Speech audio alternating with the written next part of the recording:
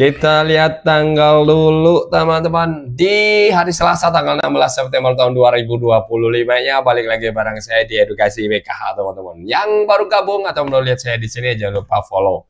Ini apa sih ini ya? Pilih aja follow sesuka kalian teman-teman ya. Dan kali ini kita akan bahas mengenai beberapa faktor yang akan menyebabkan bantuan teman-teman itu hilang ataupun dicoret setelah di tahap 3 ini cair, dan ternyata teman-teman tidak kunjung cair juga. Dan ternyata ketika teman-teman sudah cek dan menanyakan ke pendamping sosial PKH-nya, nah, situ terindikasi, betul.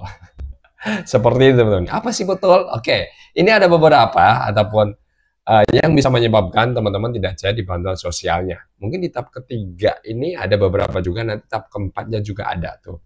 Exclude teman-teman ya. Sekarang kan bahasanya ada exclude.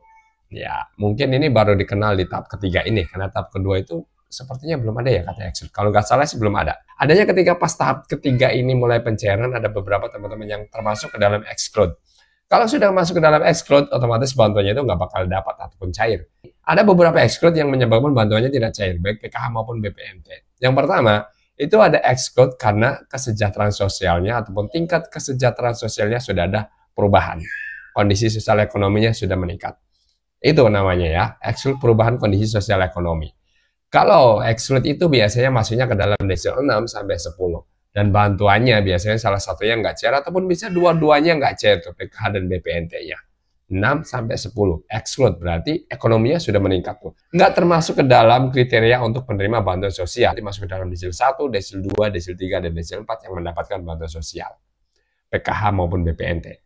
Kalau udah desil 6 sampai 10 berarti itu sudah exclude. Tingkat kesejahteraan sosialnya meningkat ataupun ada perubahan kondisi sosial ekonominya.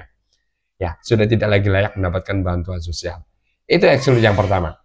Exclude yang kedua, itu ada exclude non-komponen.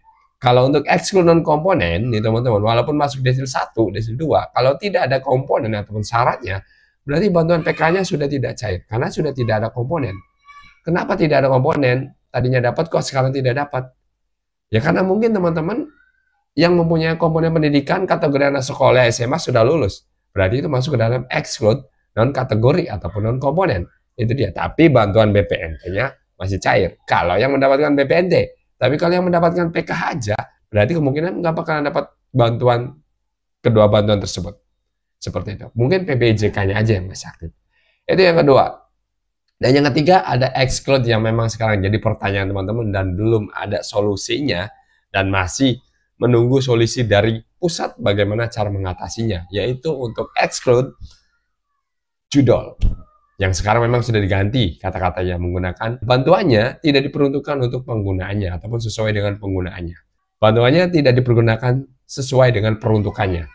Seperti itu. Berarti itu ada terindikasi teman-teman itu anggota rumah tangganya, NIK-nya, data kependudukannya, atau nomor rekening dan lain sebagainya yang berkaitan dengan data diri atau pencairan bantuan sosial teman-teman, itu biasanya terdetek judol. Ya mungkin teman-teman ada beberapa juga yang memang menjadi korban dan tidak merasa gimana mau daftar judol, ngerti aja nggak tahu.